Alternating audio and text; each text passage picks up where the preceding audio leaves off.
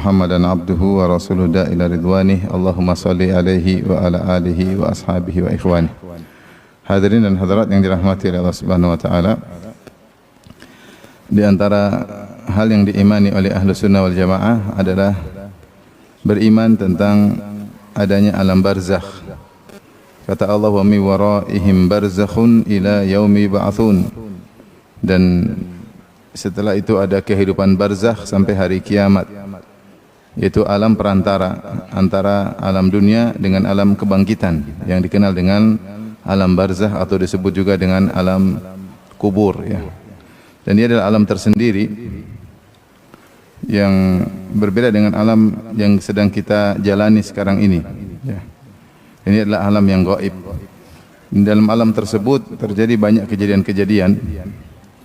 Di antaranya yang paling menakutkan adalah seorang bisa disiksa dalam alam tersebut, alam kubur tersebut, alam barzakh.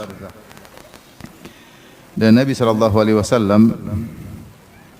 pernah menjelaskan dalam satu hadis, laula alla tadafanu lada'autullah azza wa jalla an yusmi'akum min adzabil qabr.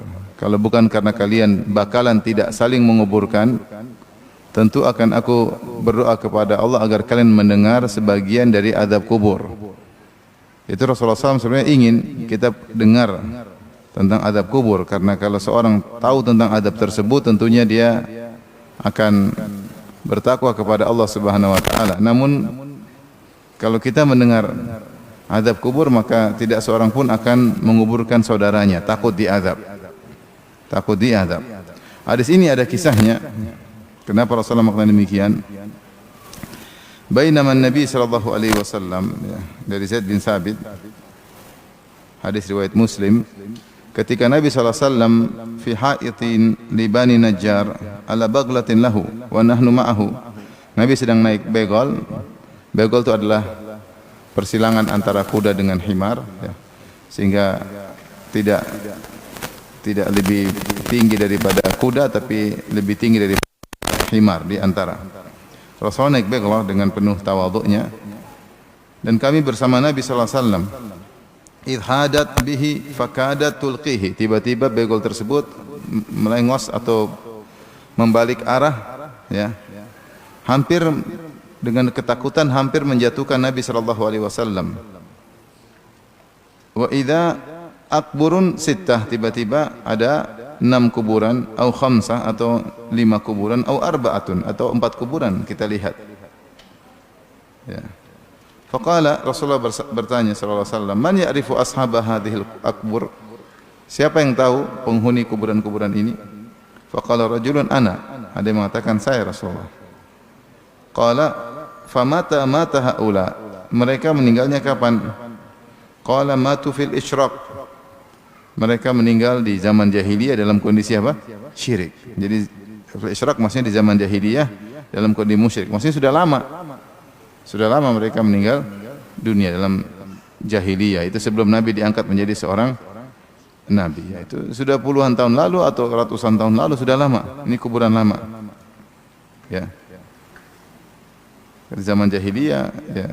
Rasulullah SAW aja baru ke Madinah setelah berusia 53 tahun, setelah 13 tahun di Mekah, ya. Artinya orang ini dikubur di zaman jahiliyah itu sebelum Nabi diangkat menjadi seorang nabi, itu puluhan tahun atau bisa jadi lebih daripada itu. Kemudian Rasulullah SAW bersabda, inna hadhil ummah tubtala fi quburiha. Sungguhnya umat ini akan diuji di kuburan mereka. Itu akan ditanya oleh malaikat Munkar dan Nakir. Falaula alla tadafanu, kalau bukan aku khawatir kalian tidak saling menguburkan satu dengan yang lainnya. Itu kalau ada yang meninggal tidak mau dikubur, kenapa? Takut mendengar suara yang dahsyat tersebut. Ya, la da'autullaha an yusmi'akum min adzabil qabr alladhi asma'u minhu. Maka saya akan berdoa kepada Allah agar Allah membuat kalian mendengar sebagian azab kubur yang aku juga mendengarnya, yang aku mendengar sebagian azab tersebut. Tsumma aqbala alaina biwajhi, kemudian beliau balik menghadap kami dengan wajahnya, beliau berkata, ta'awwadzu billahi min adzabil qabr. Rasulullah serius. Rasulullah balik menghadap para sahabat yang bersama Nabi. Rasulullah berkata, berlindunglah kalian kepada Allah dari azab kubur. Maka kami langsung mengatakan na'udzubillahi min adzabil qabr. Pada saat qalu mereka berkata, kami berlindung kepada Allah dari azab kubur. Rasulullah SAW ulangi lagi, ta'awwadzu billahi minal fitan. Hendaknya kalian Rasulullah ulangi lagi, ta'awwadzu billahi. Pertama Rasulullah mengatakan ta'awwadzu billahi min adzabin nar. Hendaknya kalian berlindung kepada Allah dari adab neraka. Kami berkata na'udzubillahi min adzabin nar. Ya Allah, kami berlindung kepada Engkau dari adab neraka. Wa qalu, ulangi lagi, ta'awwadzu billahi min adzabil qabr. Berlindunglah kalian daripada adab kubur. Qalu, sahabat berkata na'udzubillahi min adzabil qabr. Kami berlindung kepada Allah dari adab kubur. Kemudian Rasulullah berkata lagi, ta'awwadzu billahi minal fitan. Hendaknya kalian berlindung kepada Allah dari fitnah ma dhahara minhu wa batan, yang nampak maupun yang tersembunyi. Qalu, para sahabat berkata na'udzubillahi minal fitan ma dhahara minhu wa batan. Kami berlindung kepada Allah dari fitnah yang nampak maupun yang tersembunyi. Rasulullah berkata lagi, ta'awwadzu billahi min fitnatid dajjal. Berlindunglah kepada Allah dari fitnah dajjal. Qalu na'udzubillahi min fitnatid dajjal. Kami berlindung kepada Allah dari fitnah dajjal. Hadis ini menjelaskan bahwasanya mereka senantiasa diadab padahal mereka sudah mati sejak zaman jahiliyah. Sementara Nabi sudah di Madinah, sudah berhijrah, ya sudah puluhan tahun atau mungkin lebih. Suara azab mereka masih terdengar dan didengar oleh begol tersebut. Makanya begol tadi berpaling menjauh dari lokasi kuburan tadi. Datang dalam satu hadis ketika seorang ditanya oleh malaikat Munkar dan Nakir tentang waman nabiyyuk, siapa nabimu atau siapa orang yang diutus kepada kalian, kemudian dia berkata la daraitu, aku tidak tahu, la adri, aku tidak tahu, ya. Sami'tu an-nas yaqulun fa aqulu bihi, aku mendengar orang-orang mengatakan sesuatu, aku ikut-ikutan. Ketika dia tidak bisa jawab, kata Nabi sallallahu alaihi wasallam, "Tsumma yudrabu bimitraqatin min hadidin darbatan baina udhunayhi." Maka kemudian dia pun dihantam oleh malaikat dengan palu dari besi dengan satu hantaman baina udhunayhi, di antara dua telinganya, itu mungkin di tengah sini atau di belakang, ya.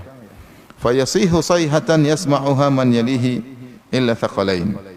Maka dia pun teriak dengan teriakan yang didengar oleh orang-orang yang di sekitarnya, oleh semua yang di sekitarnya, kecuali manusia dan jin tidak bisa mendengar. Jadi semua yang ada di sekitar kuburan tersebut kalau dihantam maka akan mendengar teriakan orang ini saking sakitnya, tapi yang bisa dengar selain jin dan manusia. Dan di antara mukjizat atau di antara keistimewaan Nabi, maka Nabi dibuat oleh Allah bisa mendengar azab kubur. Makanya tadi begol tadi kemudian menjauh dari kuburan tadi karena dia mendengar suara yang orang sedang disiksa, padahal itu sudah lama dikubur. Ini hal gaib, ya, hal yang gaib. Makanya dalam hadis Ibnu Abbas juga ketika Rasulullah SAW sedang melewati dua kuburan, Rasulullah berkata innahuma la yu'adzabani, sungguhnya dua orang ini sedang diazab. Itu Rasulullah dengar. Rasulullah sedang, kata Nabi mereka berdua sedang diazab. Karena ikhwan dan akhwat yang dirahmati Allah Subhanahu wa taala, ya. Kita tahu kehidupan barzakh sangat lama, ya. Yaitu barzakh ila yaumi yub'atsun, kata Allah, sampai dibangkitkan manusia. Dan bisa jadi kehidupan barzakh puluhan tahun, bisa jadi ratusan tahun, bisa jadi ribuan tahun, bisa jadi entah berapa lama baru manusia akan di hari kiamat, tiba hari kiamat kemudian dibangkitkan. Oleh karenanya kehidupan kita ini cuma sebentar dibandingkan dengan alam-alam berikutnya. Kita hidup ya paling 60-70 tahun, setelah itu lebih dari itu sedikit, tidak banyak, ya. Baru setelah itu kita masuk dalam namanya alam barzakh. Nah, apa sih yang bisa kita lakukan agar seorang terhindar dari azab kubur, ya? Terhindar dari azab kubur. Tentunya secara umum sebab azab kubur adalah maksiat. Secara umum demikian, ya.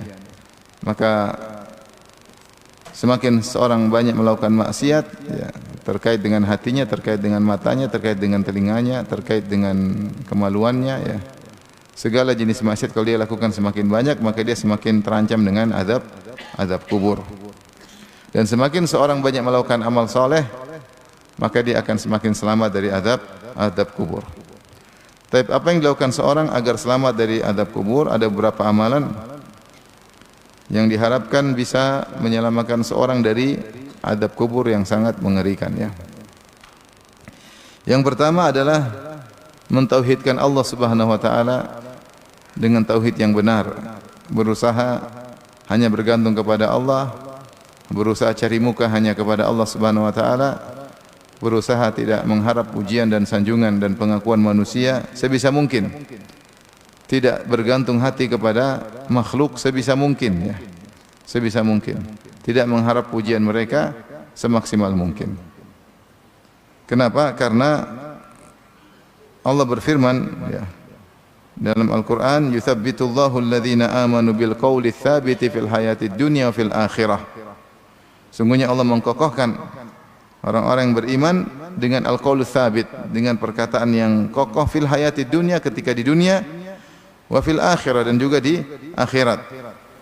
Dan qaulu tsabit maksudnya kalimat tauhid, yaitu syahadah la ilaha illallah, syahadu anna muhammadar rasulullah. Siapa yang beriman maka pada hari di dunia dia akan mudah mengucapkan kalimat tersebut. Dan di antara tafsiran ayat ini, kalau di akhirat di antaranya adalah di barzakh, ketika ditanya oleh malaikat Munkar dan Nakir, maka dia bisa menjawab. Yutsabbitullah, Allah kokohkan dia sehingga dia bisa menjawab tiga pertanyaan tersebut.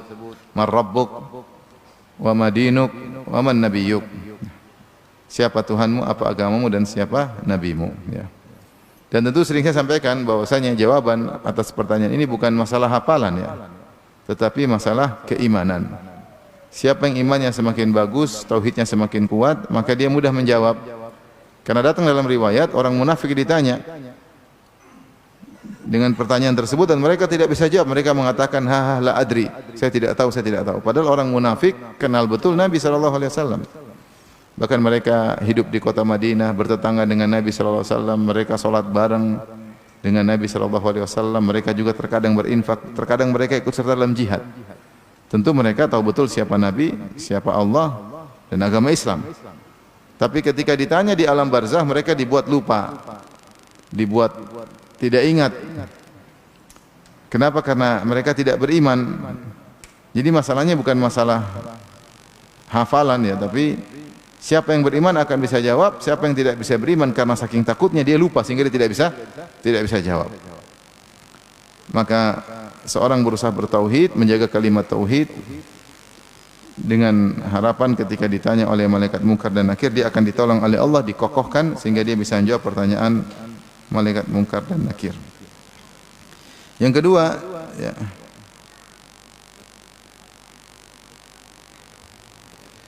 beramal soleh khususnya adalah salat,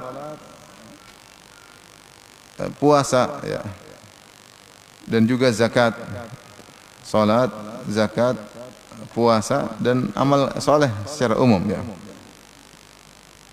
Datang dalam amal khusus seperti salat, kata Nabi sallallahu alaihi wasallam, as-salatu nurun. Salat adalah cahaya. Cahaya di dunia, cahaya di alam barzakh, dan cahaya di akhirat. Di antara tafsiran para ulama, salat adalah cahaya di antara cahaya di alam kubur.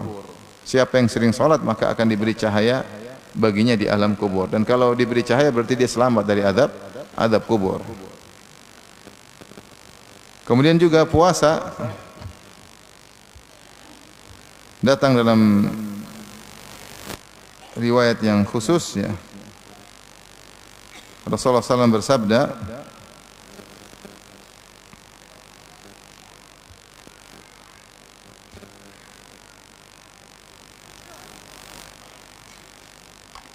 as-sawmu junnatun min adzabillah ka junnati ahadikum minal qital, ya. Bahwasanya puasa adalah pelindung dari azab Allah, dan di antara azab Allah azab apa? Kubur. Puasa adalah pelindung dari azab Allah, ka junnati ahadikum minal qital, seperti seorang menggunakan perisai ketika dalam peperangan, sehingga dia bisa terhindar dari Azab. Di antaranya adalah azab kubur ya. Tapi saya bacakan satu hadis yang dihasankan oleh para ulama tentang amal saleh. Kata Nabi sallallahu alaihi wasallam, "Innal mayyita idza wudi'a fi qabrihi innahu yasma'u khafqa ni'alihim hina yuwalluna anhu." Sungguhnya mayat ketika diletakkan dalam kuburan, maka dia mendengar suara derap langkah kaki atau suara sendal khuf ya, sepatu dari orang-orang yang meninggalkannya ya. Hina yuwalluna anhu, dia dengar orang-orang pergi meninggalkan dia. Fa in kana mu'minan kanat as-salatu inda ra'si. Kalau dia beriman, maka salat menghampirinya di kepalanya. Ya. Dan ini datang dalam riwayat Imam Ahmad, saya bacakan riwayat yang lain. Kata Nabi sallallahu alaihi wasallam, "Idza dakhala al-insanu qabrahu fa in kana mu'minan ahaffa bihi amaluhu." Jika seorang manusia dimasukkan dalam kuburannya, jika dia beriman, maka amalan dia akan meliputinya. As-salat was-siyam, salat dan puasa akan meliputinya. Ini dua amalan sangat penting yang menghalangi seorang dari azab kubur.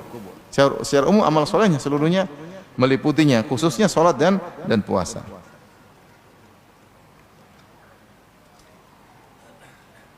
Kemudian fayatihil malaku min nahwi salati fatarudduhu. Malaikat datang dari arah salat ingin menghantam orang ini, maka salat menolaknya. Wa min nahwi siyam fayarudduhu.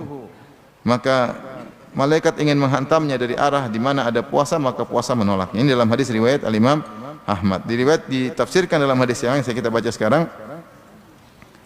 Wa in kana mu'minan kanat salatu inda ra'sihi. Kalau dia beriman, maka salat menjaga di bagian kepalanya. Wa kana siyamu an yaminihi, dan puasa sebelah kanannya. Wa kanatiz zakatu an shimalihi, dan zakat sebelah kirinya.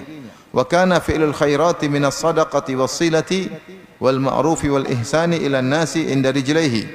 Adapun perbuatan kebajikan seperti sedekah, menyambung silaturahmi dan berbuat baik kepada manusia, inda rijlaihi, berada di kakinya. Jadi diliputi dari segala arah. Fayu'ta min kibali ra'sihi, maka malaikat datang ingin mengadabnya dari arah kepalanya. Fataqulu salat, maka salat berkata, ma kibali madkhal, tidak ada arah dari sisiku, tidak bisa. Kau tidak bisa masuk menyiksanya dari arah, karena salat jaga dia. Yang selama ini dia jaga salat, ya, maka di alam barzah salat akan menjaganya. Yang selama ini dia jaga salat, maka di alam barzah salat akan menjaganya. Tsumma yu'ta min kibali rijlaihi, maka malaikat datang dari arah bawah, dari arah kakinya. Fayaqulu fi'lul khairat min as-sadaqah was-silah wal ma'ruf wal ihsan ila an-nasi ma qibali madkhal. Maka berkatalah amal saleh, yaitu perbuatan-perbuatan baik seperti sedekah, menyambung silaturahmi, al ma'ruf wal ihsan, berbuat baik kepada orang lain, membantu orang lain. Mereka berkumpul dan mereka berkata, ma qibali madkhal, kau tidak bisa masuk lewat sini. Demikian juga ya, puasa tentu menghalangi juga ketika ingin dihukum, disiksa. Akhirnya fayuqalu lahu ijlis. Ya. Maka akhirnya dikatakan silakan duduk, ya. Silakan duduk. Baik. Akhirnya ditanya, Ara'aitaka hadzal ar-rajul alladhi kana fikum, ma taqulu fihi wa madza tashhadu bihi alaihi. Kemudian ditanya, bagaimana menurut engkau tentang lelaki ini yang diutus kepada kalian, maksudnya Rasulullah sallallahu alaihi wasallam. Maka orang ini berkata, da'uni hatta usalliya. Saya salat dulu. Saya mau salat. Jadi orang ini ingin salat di alam apa? Barzah. Fayaquluna innaka sataf'al. Mereka berkata, kau akan melakukannya. Akhbirna nas'aluka anhu. Jawab dulu pertanyaan kami.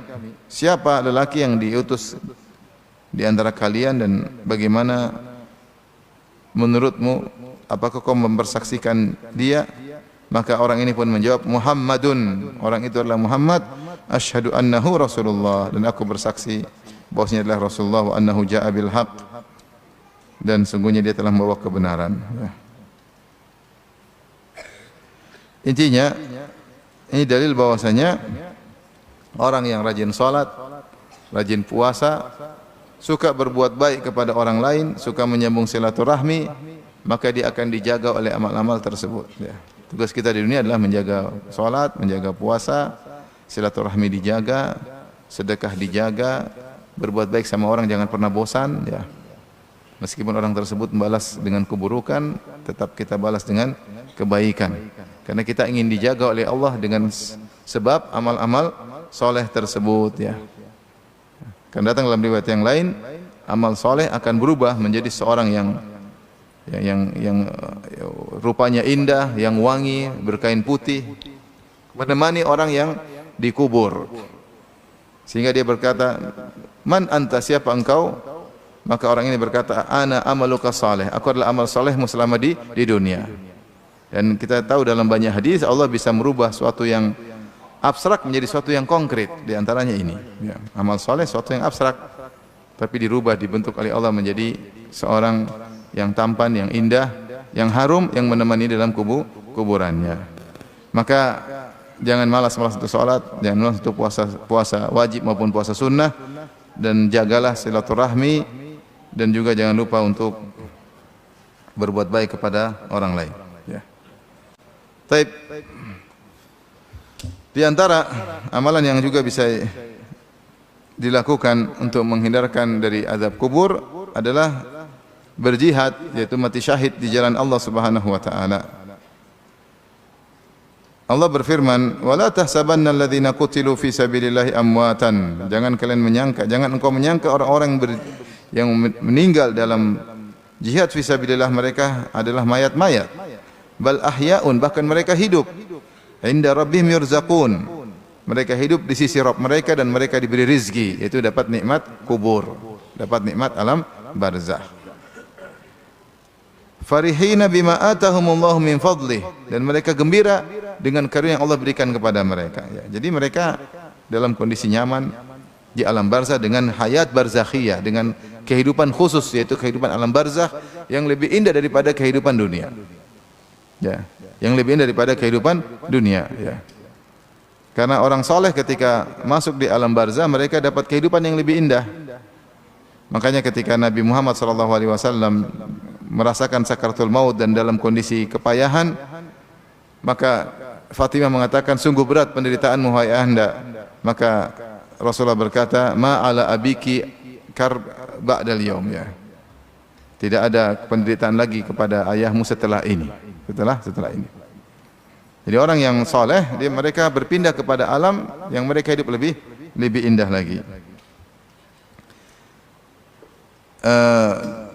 Dalam hadis Ibnu Mas'ud radhiyallahu anhu, ya, ketika beliau ditanya oleh Masruq muridnya tentang makna ayat bahwasanya orang-orang yang mati syahid hidup di sisi Allah Subhanahu wa taala, maka Ibnu Mas'ud berkata, "Kami bertanya yang sama kepada Nabi sallallahu alaihi wasallam tentang ayat ini, maksudnya bagaimana?"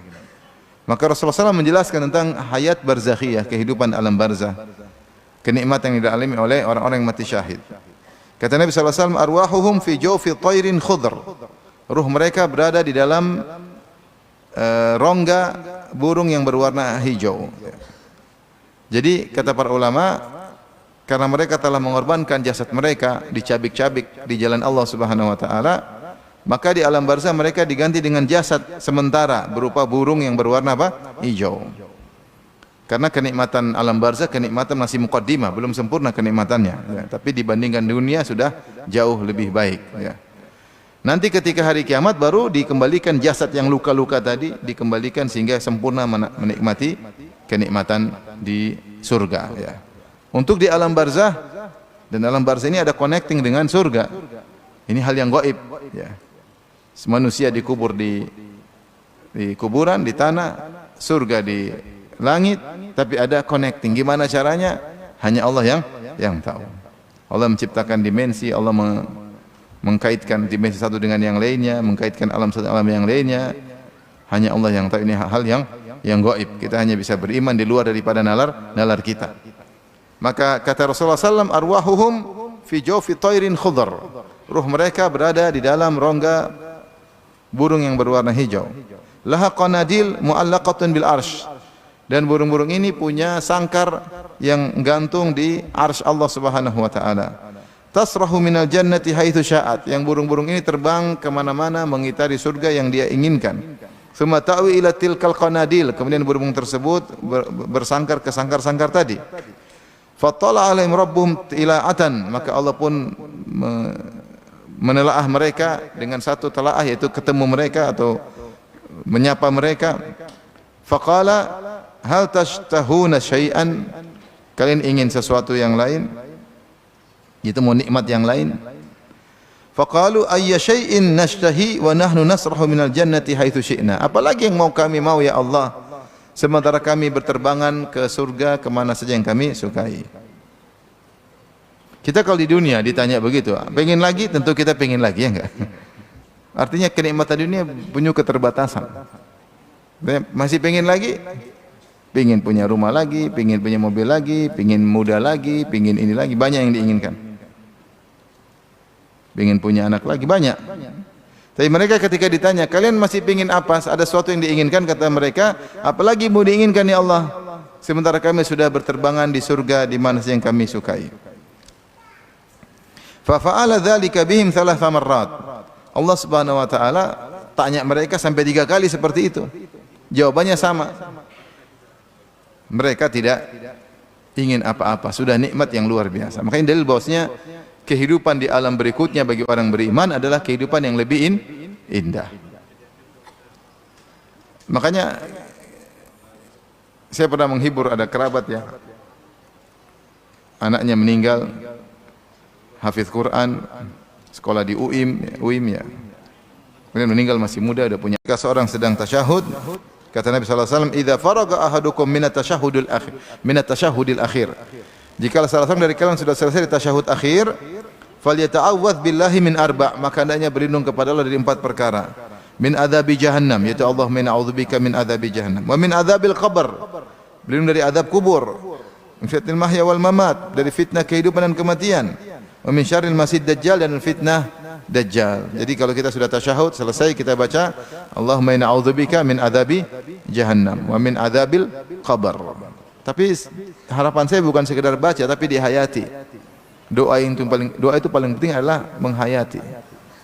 Makanya Rasulullah SAW mengatakan, "Ud'ullaha wa antum muqinuna bil ijabah." Berdoalah kepada Allah dan kalian dalam kondisi yakin diijabahi. Wa'lamu, ketahuilah, annallaha la yastajibu du'aan min qalbin ghafilin lahin. Allah tidak mengabulkan doa dari orang yang hatinya ghafil, lalai. Jadi kalau berdoa bukan sekedar lafal yang kita ucapkan, tapi kita konsen. Allahumma na'udzubika min adzabi jahannam. Sambil kita bayangkan bagaimana dahsyatnya neraka jahanam. Wa min adzabil qabr. Kita bayangkan hidup di alam berikutnya, mudah-mudahan dapat nikmat kubur. Ngeri kalau dapat azab kubur. Ya. Ngeri. Kalau dapat apa azab? Azab kubur, ya.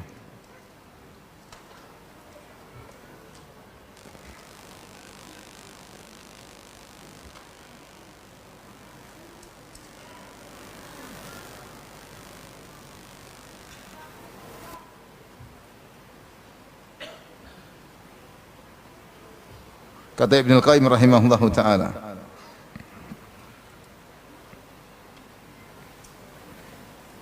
ketika menyebut orang-orang yang diadab di kuburan akibat maksiat-maksiat yang mereka lakukan, kata Ibnu Al-Qayyim rahimahullahu taala, wa kullu haula'i wa amsaluhum yu'adzabuna fi quburihim bihadhil jara'im bihasabi kathratiha wa qillatiha wa saghiriha wa kabiriha.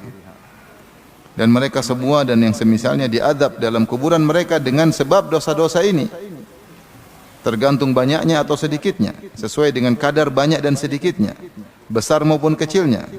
Walamma kana aktsaru an-nasi kadzalik, kana aktsaru ashabil qubur mu'adzabina. Karena kebanyakan orang suka bermaksiat, melazimkan kebanyakan orang diadab di kuburan. Kata Ibnu Qayyim.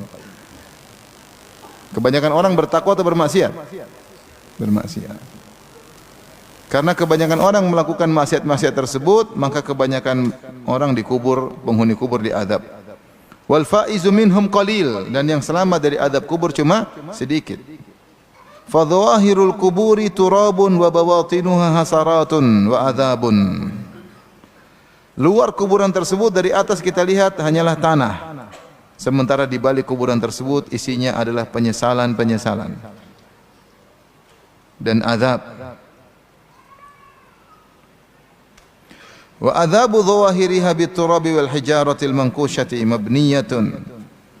Dhawahiruha bit-turabi wal hijarah al-mankushah mabniyatin wa fi batiniha ad-dawahi. Di atasnya kita lihat ditimpa dengan batu-batu dan tanah ya. Bahkan sebagian kuburan dihiasi dengan kuburan yang indah, dipahat batu-batu tersebut, hiasan di atasnya. Wa fi batiniha, sementara di balik kuburan tersebut ad-dawahi wal baliyat, perkara-perkara yang dahsyat, penderitaan-penderitaan. Taglibil hasarati kama taglil qudur bima fiha. Maka kedahsyatan tersebut ya, bencana-bencana tersebut menjadikan mendidihnya penyesalan-penyesalan sebagaimana panci yang mendidih membuat air bergejolak ya, beriak. Jadi Ibnu Qayyim mengatakan mengerikan ya, bahwasanya kuburan di atasnya oke, di bawahnya mengerikan. Siapa yang kuat ya? Kita tanpa taruhlah tidak ada adab di bawahnya, kita enggak kuat. Panas terik, batu di atasnya, ya, kesendirian. Taruhlah tidak ada adab, siapa yang kuat di dalam alam seperti itu? Kesendirian, kegelapan, terhimpit. Bagaimana kalau disertai dengan adab kubur? Oleh karenanya seorang ketika berdoa dengan serius. Tadi doanya apa? Allahumma inna a'udzubika min adzabi jahannam wa min adzabil qabr wa min fitnatil mahya wal mamat wa min syarri fitnatil masih dajjal. Berdoa 4 itu. Berlindung daripada fitnah kehidupan dan kematian. Ya. Fitnah kehidupan kematian ini di antara muqaddimah dari fitnah azab kubur ya. Jadi Rasulullah dari awal azab neraka jahanam, kemudian sebelumnya lagi azab apa? Kubur. Sebelum azab kubur ada fitnah kehidupan dan kematian.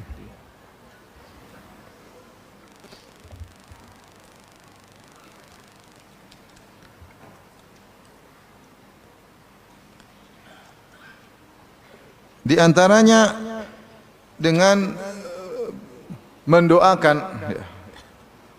orang yang baru dikubur. Baru dikubur kita doain dia. Makanya Rasulullah SAW dalam hadis dari Utsman bin Affan beliau berkata, "Kana Nabi sallallahu alaihi wasallam idza faragha min dafnil mayyit waqafa alaihi." Adalah Nabi kalau sudah selesai menguburkan mayat, Rasulullah SAW berdiri di atas kuburan tersebut. Faqala, Rasulullah SAW berkata, "Istaghfiru li akhikum." Mohon ampunan bagi penghuni kuburan saudara kalian ini. Wasalu lahu tathbit, dan mohon kepada Allah agar Allah berikan dia kekokohan, ketegaran untuk bisa menjawab. Fa innahul ana yus'al, dia sekarang ditanya oleh malaikat munkar dan nakir. Maksudnya sebentar lagi dia akan ditanya setelah kita meninggalkan kuburan ini. Jadi doakan, di antara sunnah kalau kita menguburkan mayat, kita mengatakan Allah maghfir lahu warhamhu wasabbithu, ya Allah rahmatilah dia, ampunilah dosa-dosanya, kokohkan dia, tegarkan dia dalam menjawab pertanyaan. Allah marzuqhu atau tsabbithu bil qauli tsabit, kokohkan dia dengan perkataan yang kokoh sehingga dia bisa menjawab pertanyaan.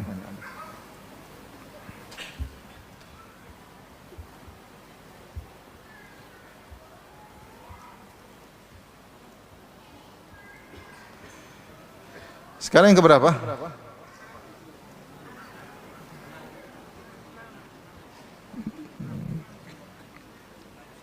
Ya.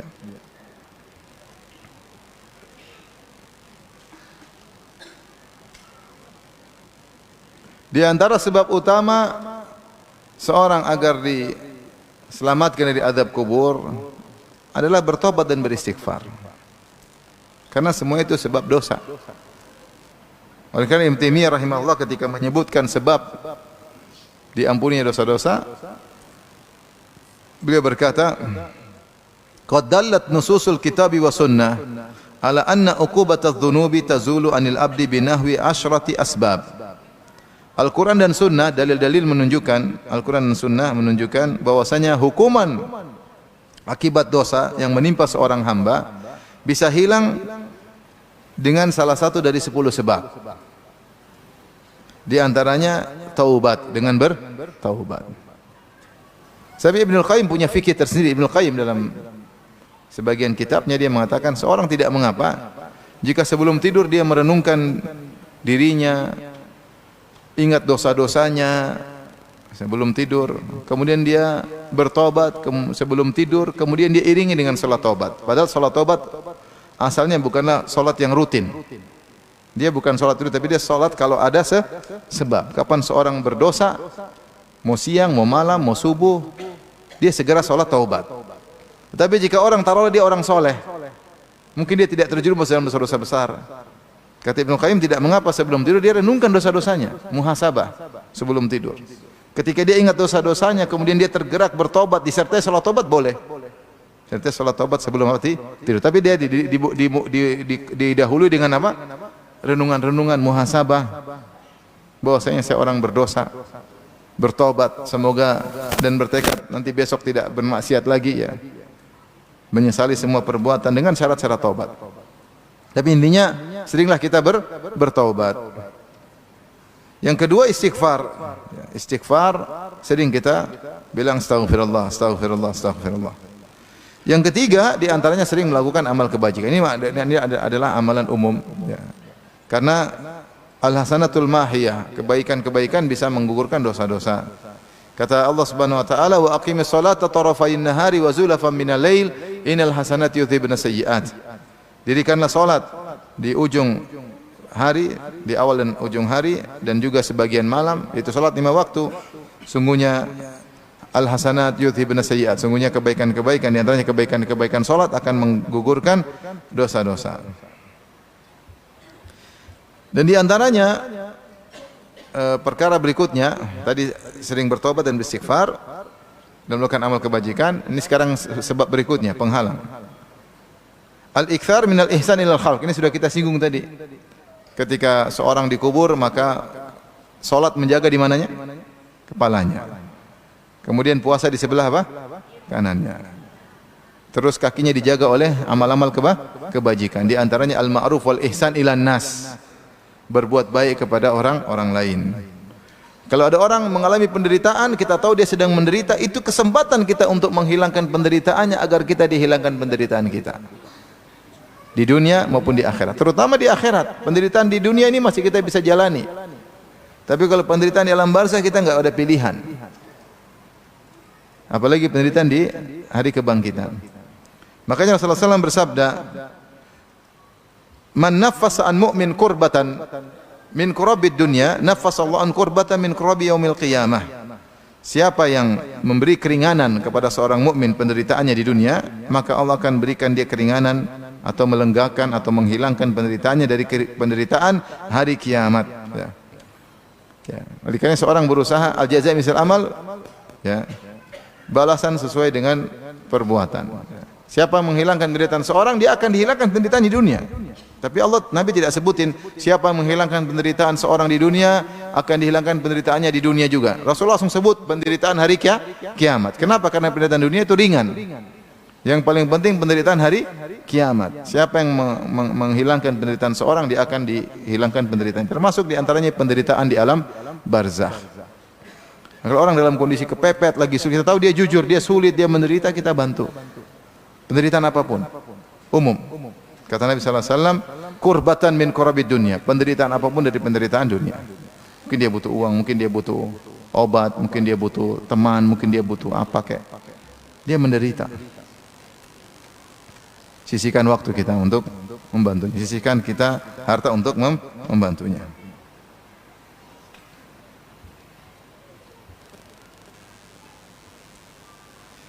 Di antaranya at-taisir alal mu'sir, yaitu memberi keringanan bagi orang yang tidak bisa bayar hutang. Kita tahu dia punya hutang sama kita dan kita tahu dia sudah berusaha, dia bukan orang yang nakal, bukan penipu. Dia sudah berusaha namun dia tidak bisa bayar hutang. Dalam kondisi tersebut, kalau kita mengikhlaskan, maka kita akan diselamatkan oleh Allah Subhanahu wa taala.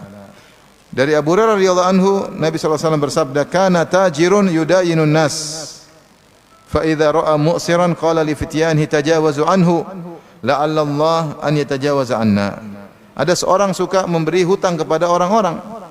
Ketika dia melihat ada orang tidak bisa bayar hutang, dia bilang sama anak buahnya, sudah maafin dia. Semoga Allah maafin saya. Fatajawazallahu anhu, maka Allah pun mengampuninya. Dalam riwayat, ketika dia dibangkitkan, dia ditanya, kau punya amalan apa? Kata dia, saya tidak punya. Saya tidak punya amalan, kecuali saya pernah suka ngutangin orang, kalau tidak bisa bayar, saya ikhlaskan. Subhanallah. Tapi orang jadi begini harus punya modal banyak. Kalau kita ngutangin orang, modal nggak ada, ngutangin apa? Maksudnya orang bisa mendapatkan keselamatan dari azab kubur dengan duit yang dia punyai. Kalau orang datang minta bantuan, malu, kita kasih.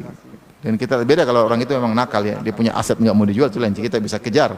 Tapi memang dia susah mau bayar, nggak bisa, kebutuhan banyak, gaji tidak mampu, pemasukan kurang, ya sudah, kita maafkan. Yang berikutnya, yang keberapa? Di antaranya adalah membaca surat Al-Mulk. Surat Al-Mulk dikenal dengan Al-Munjiyah, Al-Mani'ah, yang menyelamatkan, dan Al-Mani'ah yang menghalangi di azab kubur. Banyak riwayat tentang kemuliaan membaca surat Al-Mulk ya. Namun banyak juga hadis yang dhaif. Tapi intinya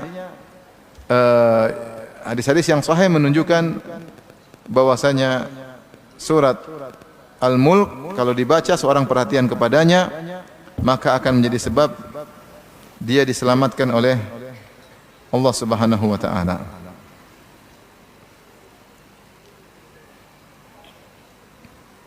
Dalam riwayat Rasulullah bersabda, "Inna suratan min kitabillahi ma hiya illa 30 ayah. Syafa'at li rajulin hatta akhrajatu minan nar yaumal qiyamah wa dakhalatul jannah wa hiya suratut Tabarak." Di antara hadis yang sahih ya.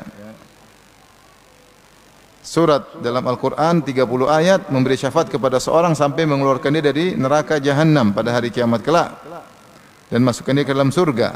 Itu surat Tabarak. Maknanya bisa jadi dia harusnya dimasukkan neraka, enggak jadi. Akhirnya diselamatkan masuk ke surga. Surat Tabarak. Demikian juga Ibnu Mas'ud berkata, Rasulullah pernah berkata, suratul Tabarak hiyal mani'ah min adzabil qabr. Inilah surat yang menghalangi, mencegah dari azab kubur. Azab kubur juga azab neraka. Kalau azab kubur selamat, azab neraka juga selamat. Nah, apakah harus dibaca tiap malam? Ini khilaf di kalangan para ulama berdasarkan satu hadis. Bagi yang menghasankannya seperti Syekh Al-Albani rahimahullah taala menyunahkan untuk membaca setiap malam. Bagi yang mendhaifkannya mengatakan tidak. Yang penting kita sering baca surat Al-Mulk, tidak harus tiap malam. Kapan saja. Yang penting ada perhatian terhadap surat Al-Mulk, sering baca. Suka dengan surat tersebut, sering dibaca dalam salat sunnah misalnya. Jadi imam ya, sering, silakan. Ibu-ibu di salat fardu sering baca. Tidak harus tiap hari tapi seringlah punya perhatian. Kemudian juga jangan lupa untuk memahami maknanya, mengimani isinya ya. Karena surat itu menjadi sempurna bukan cuma sekedar dibaca tapi dipahami dan diamalkan.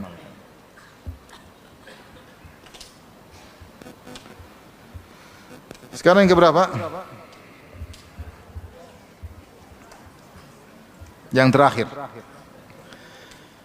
Di antara yang menghalangi seorang dari azab kubur adalah menghindarkan diri atau menjauhkan diri dari amalan-amalan yang merupakan sebab azab kubur.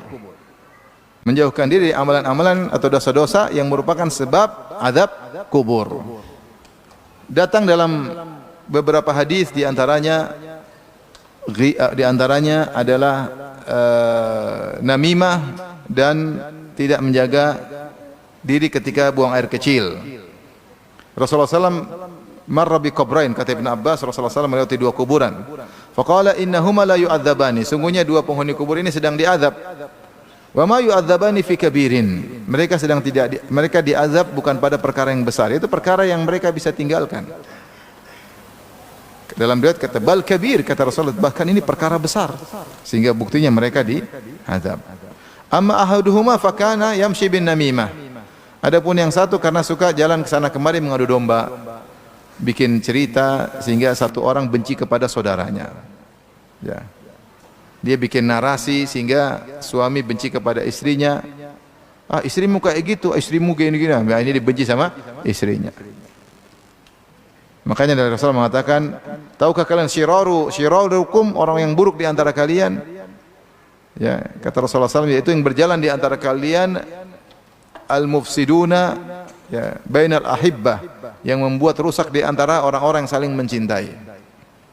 Bikin istri jengkel sama suami. Ada wanita datang ke wanita lain, kamu gimana suamimu? Baik, gitu aja dibilang baik. Kalau suami saya tuh gini. Akhirnya dia jengkel sama apa? Suami. Yang ngajarin siapa? Wanita goblok ini. Ngajarin orang lain untuk benci kepada suaminya. Oh, hidup sudah nyaman, saling mencintai. Datang satu orang perempuan provokator. Akhirnya wanita ini benci kepada suaminya. Hati-hati ibu-ibu. Ya. Jangan jadi provokator. Merusak. Datang ke sana, jalan ke sini, bikin ribut di antara orang yang saling mencintai. Mensukseskan program dukun. Karena di antara tukang sihir, kata Allah Subhanahu wa taala, yufarriquna bihi bainal mar'i wa zawjihi, dengan sihir mereka merusak antara hubungan seorang suami dan apa? Istrinya. Ada juga wanita tidak penyihir tapi kerjaannya seperti kerjaan tukang sihir. Ngadu domba di antara suami istri. Namimah, ngeri. Diazab di kubur sebelum di akhirat. Kemudian yang kedua, wa kana al-akhar la yastanzihu minal baul, yang satu tidak bersih ketika kencing. Dalam riwayat la yastatiru minal baul, la yastanzihu, ya, la yastabri'u minal baul. Ada 3 riwayat. Maknanya, satu, dia ketika buang air kecil dia asal buka saja sehingga auratnya kelihatan. Sebagian orang mau kencing tinggal buka, kelihatan bokongnya, kelihatan ininya. Asal sambil bersiul di pinggir jalan, orang lihatlah, enggak boleh seperti itu. Dia harusnya duduk, jongkok, kemudian tertutup auratnya. Yang kedua, maknanya dia kencing tapi dia tidak bersih sehingga masih ada sisa, dia cuekin aja. Masih menetes, dia langsung tarik resleting sementara masih menetes, tidak bersih. Atau ketika dia kencing ternyata tidak hati-hati sehingga balik kencingnya kena pakaiannya, dan akhirnya dia sholat dengan pakaian tersebut, akhirnya sholatnya tidak sah. Tidak sah. Ini 2 dosa diantaranya yang menyebabkan azab kubur, maka seorang menghindarinya. Ya. Jangan sampai menjadi sebab permusuhan. Kalau kita mau ngomong, kita ingat ini bisa bikin 2 orang ini saling membenci enggak? Kalau enggak usah diomongin. Enggak usah diomongin.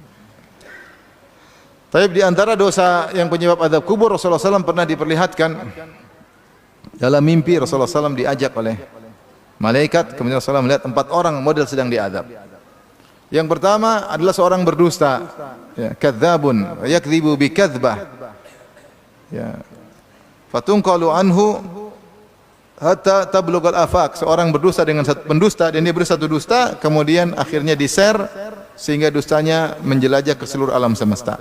Maka ada orang yang merobek pipinya, ditarik sampai ke belakang, dirobek pakai pisau, kemudian setelah itu dilepas, sembuh lagi sebelah kiri, terus kata Nabi sampai hari kiamat. Sampai hari kiamat. Kenapa? Karena dustanya efeknya luar biasa, yang dibohongin banyak orang. Jadi dosa itu bisa bertingkat-tingkat, dusta bertingkat-tingkat. Dusta kepada satu orang tidak sama dusta terhadap jutaan orang. Ngeri. Sekarang mudah dusta kepada banyak orang, mudah. Dusta. Bilang begini terus ternyata, oh enggak, itu enggak benar. Kemarin saya ralat, saya tidak begitu, kami salah. Astagfirullah. Salah. Akhirnya banyak orang dia bohong. Padahal benar. Kan ngeri seperti itu. Kalau dulu ingin dusta di-share susah. Sang pendusta kalau pengin bikin hoax atau isu, dia harus sewa orang yang naik kuda ke sana, ke utara, ke selatan, ke timur, ke barat, ngalor ngidun ngetan welan, ngulon ngetan, ya. Supaya tersebar. Sekarang nggak perlu, tinggal sewa buzzer, selesai. Bikin isu. Ini tukang-tukang bikin berita nih, hati-hati. Ikut serta mensukseskan hoax. Bikin opini yang salah, ngeri. Saya pernah ngisi pengajian di salah satu stasiun televisi, bukan di TV-nya tapi di karyawan-karyawannya. Bulan Ramadan. Saya bilang orang yang dusta bulan Ramadan pahalanya hilang. Terus kata seorang, "Ya Ustaz, pahalanya yang hilang kami apa redaksi, direktur redaksi kami. Karena kami cuma menjalankan Ustaz." Dia suruh bikin opini berita palsu, kami sebarkan di bulan Ramadan. Subhanallah. Yang nonton jutaan. Zaman dulu belum ada YouTube, nggak rame. Belum ada YouTube, belum Facebook, nggak rame. Bayangkan. Dia bikin satu opini berita, satu dunia tahu, satu Indonesia tahu, jutaan orang. Ini ngeri dosanya. Bikin sebab azab kubur, dirobek. Serobek terus sampai hari kiamat. Tiada orang satu terkena kasus. Kemudian digambarkan begini. Semua media sepakat. Subhanallah. Padahal nggak seperti itu. Tapi dibayar untuk bikin suatu opini sepakat. Dusta untuk membohongi masyarakat. Ngeri. Duit seberapa sih? Dibuat makan, dibuat ini, habis. Setelah itu nanti kalau di akhirat disiksa sampai hari kiamat. Ini yang pertama. Yang berikutnya, ini dosa ketiga ya. Dosa ketiga sebab azab kubur. Dusta yang di-share sehingga mencapai penjuru dunia. Dosa yang keempat yang disebutkan sebab azab kubur adalah pemakan riba. Rasulullah SAW melihat ada orang sedang berenang di alam barzah, di sungai darah. Kemudian dia ingin keluar, setiap dia mau menepi, dilempar kepalanya oleh orang di tepi, sudah nunggu batu dia, sehingga dilempar kena kepala, kena mulutnya, dia mundur lagi. Dia berusaha keluar lagi, mau sampai tepi, dilempar lagi mulutnya, karena dia memakan apa? Riba. Tidak tahu maknanya apa, tapi dilempar dengan batu. Ini dosa keempat. Dosa kelima, para pezina. Para pezina, Rasulullah melihat mereka dikumpulkan di tungku, kemudian mereka dibakar dalam tungku tersebut. Pezina laki maupun pezina wanita. Yang keempat, seorang atahullahul Quran. Yang keempat, orang penghafal, yang keenam ya, orang penghafal Quran. Yang kata Nabi sallallahu alaihi wasallam, fayanamu anhu bil-lail wa lam ya'mal bihi fin nahar. Dia malam hari tidur tidak murojaah sampai mungkin tidak salat subuh ya. Siang dia tidak kerjakan. Al-Quran tersebut.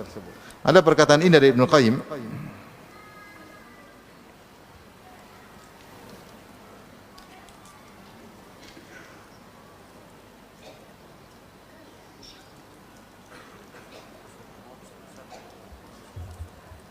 Bismillahirrahmanirrahim. Assalamualaikum warahmatullahi wabarakatuh. Pemilik mobil dengan plat B1439 SJP menghalangi keluar masuk jalan warga. Mobil listrik BYD dengan plat B1439 SJP mohon untuk dipindahkan. Mohon jemaah jika ada untuk segera karena mengganggu jalan keluar masuknya warga. Sekali lagi B1439 SJP mobilnya listrik BYD. Terima kasih. Taib.